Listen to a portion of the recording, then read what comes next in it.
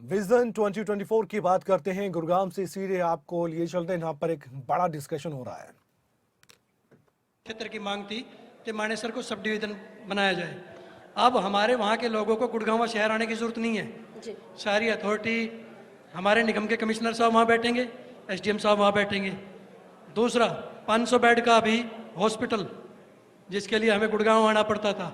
मैं ये हरियाणा सरकार और देश की सरकार की उपलब्धियां बता रहा हूँ जो मानेसर नगर निगम को दिया है। और सबसे बड़ी सौगात मानेसर को अलग से नगर निगम बनाकर हरियाणा सरकार ने, ये एक बड़ी सौगात है बिल्कुल। और इसी सौगात की हम बात कर रहे थे। चलिए बातचीत का सिलसिला हम आगे बढ़ा रहे थे। फिलहाल दावेदारी की हम बात पर आ गए थे। तो देखिए, दावेदारी की हम बात कर रहे हैं और दावेदारी कोई छोटा शब्द नहीं है, शब्द बहुत बड़ा है और पार्टी को निर्णय भी बहुत बड़ा लेना है। और दावेदार तो कोई एक ही हो सकता है, जाहिर सी बात है, आप भी समझ सकते हैं। वीरेंद्र सिंह जी, आपसे मेरा सवाल रखेगा। आप राव इंद्रजीत जी की छत्र छाया में रहते हैं और कहा यह जाता है कि जो उनकी छत्र छाया में रहता है उनको कुछ ना कुछ वो आगे बढ़ाने का प्रयास करते रहेंगे। ऐसे उदाहरण पहले हम देखते रहेंगे। आप भी क्या कुछ ऐसी आस लेकर आगे बढ़ रहे हैं? देखिए, इसमें तो कोई दो राय नहीं। राव इंद्रजीत जी के साथ मैं नहीं, मेरा परिवार भी और मैं भी आज से नहीं, पुराने वक्तों से, बड़े राव साहब के टाइम से उनके साथ हम जुड़े हुए हैं जी। और उदाहरण के तौर पर जो मैं आपको आप बता रहे हैं, उसमें मैं आपको बताना चाहूँगा कि जब भी गुरुग्राम में कोई भी किसी तरह का, चाहे मेयर बना हो या कोई अलग से राजनीतिक कोई प्रोग्राम हुआ हो, तो उनका अलग से अहम योगदान रहा है। और जैसे शुरू सबसे पहला जो निगम बना था, उसमें भी विमल यादव को बनाने वाले केंद्रीय मंत्री राव इंद्रजीत थे। अभी भी जो लास्ट टाइम पहली महिला जो गुड़गांव की मेयर बनी है, उसमें भी राव साहब का पूरा योगदान रहा है। कई उदाहरण। तो ये तो कहीं ना कहीं देखो, वो हमारे सीनियर लीडर हैं यहाँ के, तो इसमें तो नो डाउट भाई हम उसके नज़दीकी नहीं है। वो तो सारी दुनिया को पता है कि भाई वीरेंद्र लंबड़दार जो है राव साहब के करीबियों में है जी। तो चलिए, आप भी अपनी दावेदारी इसलिए मानते भी हैं। लखन सिंह जी, आपसे मेरा सवाल रहेगा। अभी सीट को लेकर ये साफ नहीं है नगर निगम की कि ये ऐसी सीट रहेगी या जनरल खाते में जाएगी। अगर यहाँ पर ऐसी सीट ये रहती है नगर निगम की, तो आप काफ़ी मजबूत दावेदार मानते हैं अपने आप को, ऐसा लोग भी विचार रखते हैं। आपको क्या लगता है, आप अपनी दावेदारी कितनी मजबूती से पेश कर पाएंगे? क्या आपने वो मुद्दे आज तक उठाए हैं कि आप एक मजबूत दावेदार के तौर पर पार्टी के समक्ष खड़े हों?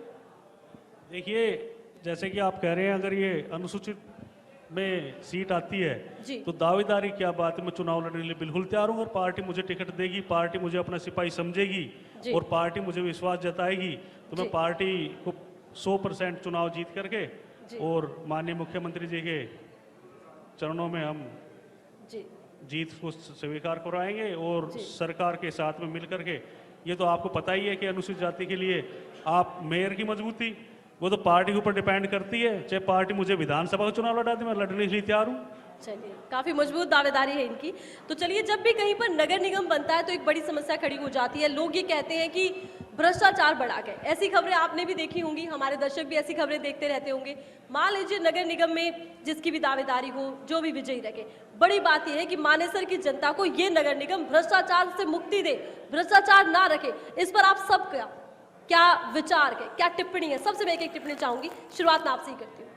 सबसे पहले ये हमारी सरकार का जो अभी भाई ने बताया था, नवीन जी ने भी, कि हमारे जो प्रदेश के मुख्यमंत्री श्री मनोहर लाल, भ्रष्टाचार का काल है, भ्रष्टाचार होने नहीं देंगे। जब हम उनकी टीम के सिपाही हैं तो भ्रष्टाचार नगर निगम में क्या हम, मैंने आपको बताया, नगर निगम मानेसर का तो छोटा सा वो है। अगर हमें विधानसभा का चुनाव जीते, पूरी विधानसभा में नहीं हो, गुड़गांव जिले में नहीं होने देंगे जी।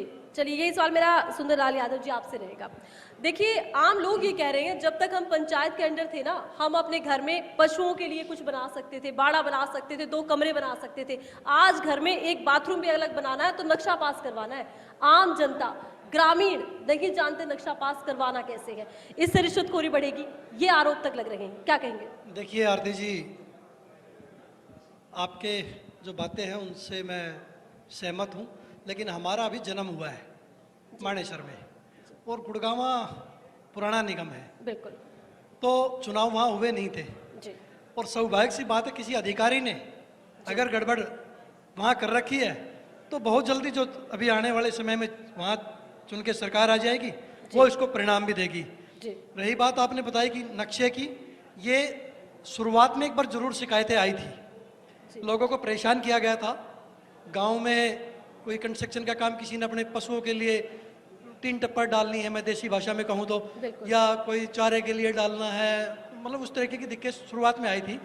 लेकिन लगभग पिछले 1-1.5 साल से उन चीज़ों पर रुकावट भी, जब तक चुनाव नहीं होते, चुनाव के बाद जब नुमाइंदे आ जाएंगे वो तय करेंगे कि क्या होना है। अधिकारियों को निर्देश दे दिए गए थे कि अभी कोई भी ऐसी रुकावटें किसी किस्म की नहीं आनी चाहिए। भ्रष्टाचार की एक बार सरकार, वहाँ चुनाव हो जाए, अपना आप वहाँ जो मेयर चुन के आएंगे, काउंसलर चुन के आएंगे, वो टांग देंगे अधिकारियों जिसने गड़बड़ की है, 100% टांगेंगे।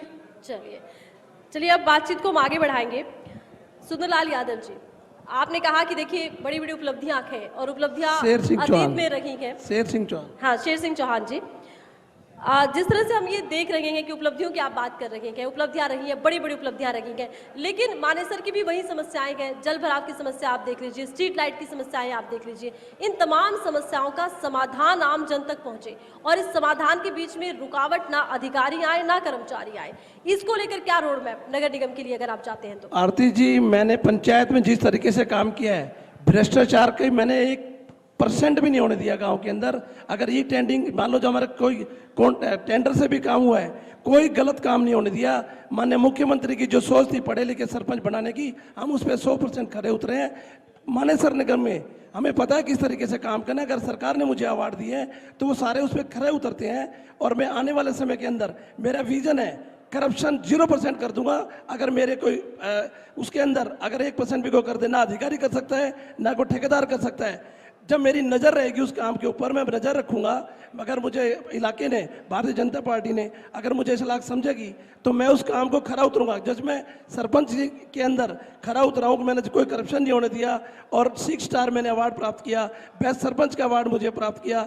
आज जवाहर यादव जी बैठे हैं जिन्होंने मुझे मेरा काम देख के RSC में GMD के अंदर मुझे मेंबर बनवाया। तो मेरी सोच है कि मैं मानेसर निगम को, नगर निगम को भारत की पहली पंक्ति में लाके खड़ा कर दूंगा, जिसके लिए मुझे रात दिन मेहनत करनी पड़ेगी। जिस तरीके से मुझे 2 साल के अंदर जब मैं 6 स्टार प्राप्त कर सकता हूं, तो 5 साल में क्या मैं मानेसर नगर निगम को भारत के अंदर प्रथम नहीं कर दूंगा? कर दूंगा। चाहे उसके लिए एनवायरमेंट की बात हो, चाहे स्ट्रीट लाइट की बात हो, चाहे रोड की बात हो, चाहे सीवर की बात हो। सबसे पहले तो मानेसर नगर निगम को इतना सुंदर बनाना है जो भारत की प्रथम पंक्ति में खड़ा होगा। चलिए वीरेंद्र सिंह जी, एक सवाल मेरा आपसे ये रहेगा, मानेसर में इंडस्ट्री ग्रो करे और ज़्यादा इंडस्ट्री यहाँ पर आए, उसके लिए ज़रूरी है कि एक मजबूत इंफ्रास्ट्रक्चर हो, सीवरेज की समस्या ना हो, बिजली की सबसे बड़ी एक बात रहती है, स्ट्रीट लाइटें हर जगह लगी हो। इंडस्ट्री के लिए एक ऐसा रोड मैप दीजिए कि इंडस्ट्रीज यहाँ आए, मानेसर का विकास हो सके। तो नगर निगम के लिहाज से वो कौन सी बड़ी बातें आपको नजर आती है मानेसर के लिए जो आप कर सकते हैं, खास तौर पर इंडस्ट्रीज को अगर नजर में रखा जाए तो?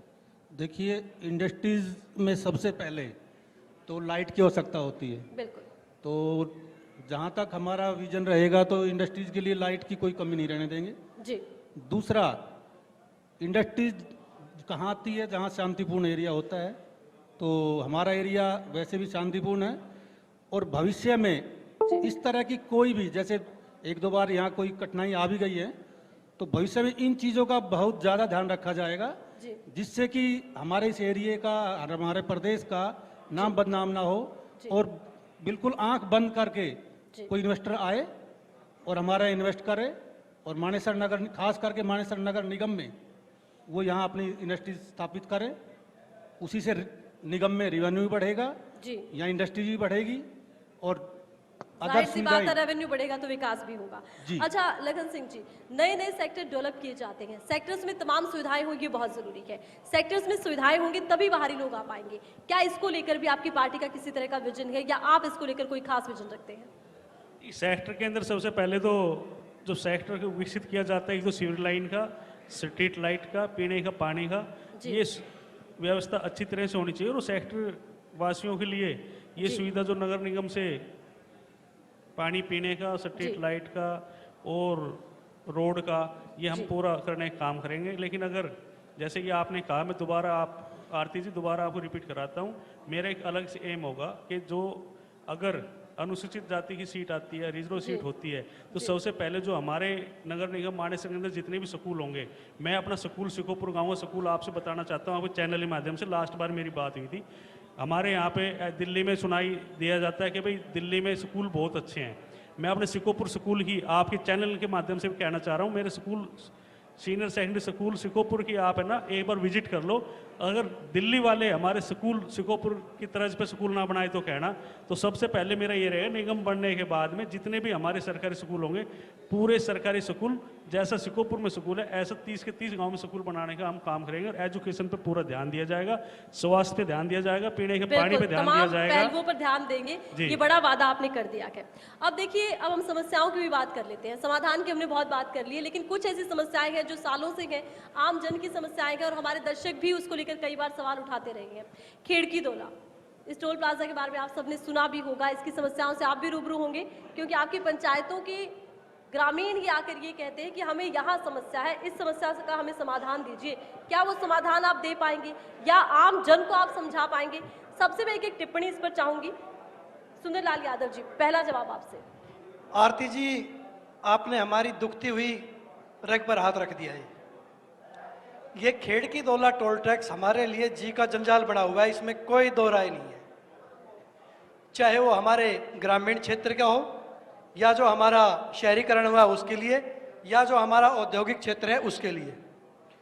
तो बड़े भाई जवाहर जी यहाँ बैठे हैं, मैं उनसे भी निवेदन करूँगा कि कई बार सीएम साहब ने, कई बार हमारे केंद्रीय मंत्री राव इंद्रजीत सिंह जी ने और हमारे परिवहन मंत्री भारत सरकार माननीय नितिन गडकरी जी ने कई बार इस टोल को हटाने की या शिफ्ट करने के लिए, इस टोल ने यहाँ से जड़ से उखाड़ फेंको, बीमारी ने यहाँ से गुड़गांव से हटाओ, और नहीं हटता है तो खासकर जो नए गुड़गांव के जो शहर के लोग हैं, जिस तरीके से हमारे गांव के जो ग्रामीण हैं उसमें हमारे 39-40 जो गांव हैं जी उनको छूट दी हुई है जी कि भाई वो टोल फ्री। जी आने वाले जब ये हमारे चुनाव हो जाते हैं मानेसर नगर निगम के, जी सबसे पहला जो काम रहेगा उसमें यह रहेगा कि गांव की तर्ज पर जो शहर के लोग वहां आकर रहने लगे उनको भी उसी तरीके से छूट दी जाए। जी।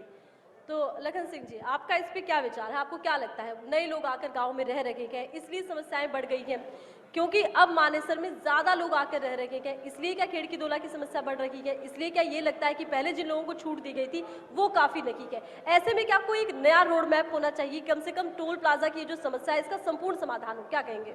देखिए, इसके लिए समाधान के लिए अभी भारतीय जनता पार्टी के शीर्ष नेतृत्व ने इनको आदेश भी दिए थे, पर पता नहीं किस वजह से ये टोल रुक गया और ये एक समस्या भी है। लेकिन जब हमारी बात आती है मेयर बनने वाले नगर निगम वाली, अगर नगर निगम मान लो 2023 में आज चुनाव होते हैं नगर निगम का, तो जो 2023 के बाद गुड़गांव जिले के अंदर जो नई गाड़ी परचेज होगी, जिस पे HR-26 की सीरीज होगी 2023, और जो मानेसर के जो 30 गांव होंगे, जो मानेसर का पूरा एरिया होगा, ये हम एक नया कानून जो नगर निगम के सारे निगम पार्षद और मेयर बन के बना देंगे कि जो 2023 निगम चुनाव के बाद जो नई गाड़ी ली जाएगी उससे टोल बिल्कुल नहीं लिया जाएगा। और जाम के लिए भारतीय जनता पार्टी, हमारे रोड के मिनिस्टर, PWD मिनिस्टर सेंटर के नितिन गडकरी जी काम कर रहे हैं। जाम तो अब है नहीं, और आगे ये तो बड़ा मुद्दा है, ये मेयर से सुलझने वाला नहीं है। इसमें कैबिनेट के सेंटर मिनिस्टर और हरियाणा के मुख्यमंत्री संज्ञान ले सकते हैं। हम तो टोल माफ करवाने काम तो करा देंगे। जी। तो वीरेंद्र सिंह जी, ये तो इन्होंने बताया कि मुद्दा बहुत बड़ा है और समस्या जितनी बड़ी, समाधान के लिए उतना ज़्यादा संघर्ष करना होगा। क्या संघर्ष का रास्ता अपनाएंगे आप कि आम लोगों को कम से कम खेड़की दोला के टोल प्लाजा की समस्या का समाधान मिले? ग्रामीणों को तो कम से कम जल्द से जल्द समाधान चाहिए। देखिए, ये तो वैसे तो अभी जैसे मेरे से पूर्व सुंदर भाई ने बताया, ये हमारे लिए ना एक नासूर बना हुआ है खेड़की दोला टोल प्लाजा। तो इसका तो सबसे पहला तो मेरा अपना खुद का विचार जो है वो ये है कि चाहे कोई भी बनेगा जी मेयर, जी सबसे पहले मैं उसके साथ खड़ा होके इस टोल के खिलाफ ही लड़ाई लड़ूंगा। जी दूसरा, अगर भगवान ने मुझे मौका दिया जी तो जी इसमें जैसे मेरे से पहले सरपंच साहब ने कहा HR-26, भाई अब हमारे यहाँ गुड़गांव में अथॉरिटियाँ कई बन गई है, चाहे उसमें मानेसर है, चाहे बादशाहपुर है, चाहे गुड़गांव है, क्योंकि उसमें सीरीज चेंज हो गई है। जी तो गुड़गांव के अंदर जितनी भी रजिस्ट्रेशन होगी गाड़ियाँ, सबसे पहला काम हम ये करेंगे, उसको उन रजिस्ट्रेशन की गाड़ियों को सबको फ्री कराएंगे। जी क्योंकि टोल हटाना तो मुमकिन नहीं है, जाहिर सी बात है, माननीय एक रास्ता ही मुख्यमंत्री जी, निकालना केंद्रीय होगा। मंत्री जी, शेर सिंह चौहान जी, यही सवाल मेरा आपसे रहेगा। खेड़की दोला की समस्या का समाधान ग्रामीण चाहते हैं, ग्रामीणों को अब तक समाधान नहीं मिला। ये ग्रामीणों की अपनी शिकायत है, हमारी नहीं, हमारे दर्शकों की शिकायत है। आप क्या हाल बताएंगे? मैं आपको बताना चाहता हूँ, हरियाणा सरकार ने, माननीय मुख्यमंत्री जी ने टोल को आगे ले जाने के लिए जगह चिन्हित कर दी है। थोड़ा सा उसके अंदर विलम्ब है, उसको पूरा करने के बाद और जब तक हमारे इलेक्शन होंगे, मुझे उम्मीद है जब तक मानेसर का मेयर बनेगा तब तक ये टोल यहाँ से शिफ्ट हो चुका होगा, क्योंकि हरियाणा सरकार ने पहले कदम उठा चुकी है और सैरावण के पास ऊपर जाके एक जगह चिन्हित कर दी गई है। उसके अंदर थोड़ी त्रुटि है, उसको दूर करके और ये यहाँ से टोल हट जाएगा। जी चलिए, अब हम खेड़की दोला के मुद्दे के अलावा एक और मुद्दे पर बात करते हैं। ज्वलंत मुद्दा है, पूरे हरियाणा का मुद्दा है, या मैं ये कहूँ कि पूरे देश का मुद्दा है। सबसे मैं एक टिप्पणी चाहूंगी। अक्सर हम देखते हैं बेसहारा आवारा पशुओं की वजह से हादसे हो जाते हैं, या तो किसी की जान पर बनाती है, या वो बेचारा पशु इतना चोटिल हो जाता है कि उसे उठा कर ले जाया जाता है। बहुत बार वो बहुत चोटिल अवस्था में सड़कों पर पड़ा भी रहता है। लोग ये कहते हैं कि पशुधन की बात बहुत हुई है, गौवंश की बात बहुत हुई है, इंसान को नहीं बचा पाए, बेसहारा जीव से कम पशु ही बचा लेते। आप सबसे बहुत छोटी छोटी एक टिप्पणी मैं इस पर चाहूंगी, क्या लगता है केवल मुद्दा बनकर रह जाएगा पशुधन गोवंश, या इस पर सच में कभी हल होगा? गुड़गांव नगर निगम के अंदर एक कानून बना रखा है, आवारा पशु के लिए एक टेंडर छोड़ा जा रहा है, गाड़ियां रखी हुई हैं, उनको पकड़वा जा रहा है। सेम ही जैसे निगम गठित होगा, वो मेयर बनेगा मानेसर नगर निगम के अंदर, तो उन आवारा पशुओं को पकड़ के गौशालाओं के अंदर भेजा जाएगा। और हम तो गांव के अंदर ऐसे पशुओं को पहले से ही गाड़ियों में बैठा के और गौशाला के अंदर छोड़ा जाता है। जी चलिए, सबसे मैं एक एक टिप्पणी इस पर लेना चाहूंगी। चलिए आप भी अपनी टिप्पणी बताइए। वीरेंद्र सिंह जी क्या कहेंगे? जी, सबसे पहले तो इस मसले पे जी सरकार तो अपने टाइम पे काम कर ही रही है, लेकिन हमें खुद को अवेयर होना पड़ेगा। जो आज की डेट में, चाहे क्यों ना मैं ही हूँ, हो सकता है मेरे पास कोई गाय है और या पशु है, मैं उसको सुबह छोड़ देता हूँ और शाम को जब दूध निकालने का टाइम होता है उसको एक ऐसे इशारे में बुला के ले आते हैं, जैसे बच्चे को टॉफी दिखा के बुलाते हैं ना, ऐसे बुला के फिर उसको छोड़ देते हैं। तो मेरा तो ये आपके चैनल के माध्यम से जितने भी मेरे भाई हैं, ये जो सड़क पे जो पशु छोड़ते हैं इनको ना छोड़ेंगे तो सबसे बड़ा सुझाव यही है कि भी इस चीज का सबसे ज्यादा ध्यान रखें। ऑटोमेटिकली इसी पर एक छोटी सी टिप्पणी लखन सिंह जी, आपकी भी छोटी टिप्पणी इसी पर कि गोवंश को बचा पाएंगे या नहीं बचा पाएंगे, क्योंकि चोटिल गोवंश ही हो रहा है। अच्छा देखिए, बात बहुत होती है कि गौशालाएं बहुत बढ़ाई गई है और बजट में भी बड़े बड़े प्रावधान दिए गए हैं, लेकिन प्रावधान कहीं कागजों तक तो नहीं रह जाएंगे। देखिए, गौशाला के अंदर हर गांव में आज गौशाला है, चाहे सिकोपुर गांव ले लो, सिकंदरपुर ले लो, मानेसर ले लो, आसपास में गौशालाएं बनाई गई है। और हरियाणा सरकार ने गौशाला के लिए उनको एक स्कीम के माध्यम से गौशाला में पैसे भी दिए जाते हैं जी। और रही बात ये गोवंश बचाने के लिए, हमारे क्षेत्र के अंदर, हमारे जो अपने गांव के अंदर आसपास में जो भी गौ माता, जो भी नंदी देवता जो आवारा घूमते हैं, उनको गांव से पकड़ के या उनको ले जा करके गौशाला में हम शिफ्ट करते हैं। गौशाला में पूरे ग्रामीण अपने जेब से, अपने निजी कोष से भी गौशालाओं को चला रहे हैं। जी, और चलिए, तो आम ग्रामीणों में भी हम जागरूकता देख रहे हैं। सुंदरलाल यादव जी, अंतिम टिप्पणी, बहुत छोटी टिप्पणी। देखिए, ये बड़ा गंभीर विषय है और इसमें बिल्कुल मुझे गुरेज नहीं है कि थोड़ी सी परेशानियां हैं, चाहे वो गुड़गांव की बात हो या मानेसर की बात हो, वो दोनों जगह समस्या है। लेकिन मानेसर की अभी 4 दिन पहले ही कमिश्नर साहब से बात हुई थी और जहाँ तक मुझे जानकारी है, शायद 10 दिनों में वहाँ किसी एजेंसी को टेंडर दिया जा रहा है। और हम ऐसी आशा करते हैं कि ये चुनाव से संबंधित मुद्दा न रह के इन गौधन को जितनी जल्दी हो सके रोड से हम हटाकर किसी भी सुरक्षित स्थान पर उनकी देखभाल के लिए, ऐसा आश्वासन हमें वहाँ से मिला है। तो बिल्कुल हम भी उम्मीद करते हैं कि इस मंच पर जिन समस्याओं के बारे में आज हमने बातचीत की है, उन सब का हल निकले, नगर निगम बनने का सीधा लाभ ग्रामीणों को मिले, आम जन को मिले। क्योंकि कई पंचायतों को ये भी लगता था कि नगर निगम बना तो नुकसान होगा, लेकिन जब नगर निगम बना के एक नया रास्ता चुना के, तो हम उम्मीद यही जता रखेंगे कि बेहद फायदेमंद मानेसर के लिए रखेगा। और हम उम्मीद ये भी जता रखेंगे कि चुनावों का बिगुल बजे और जल्द ही ये तस्वीर भी साफ हो कि आखिर चुनावी रण में ताल कौन ठोक रहा है। पूरे पैनल का मैं बहुत बहुत धन्यवाद करना चाहूंगी कि सबने सार्थक चर्चा में हिस्सा लिया है और तमाम वो मुद्दे जो आम जन के हैं उन्हें उठाया है। और खबरें अभी तक के इस मंच पर आप सभी का बहुत बहुत धन्यवाद कि आप सब आए और आपने अपनी बात रखी, अपना पक्ष रखा। बहुत बहुत शुक्रिया।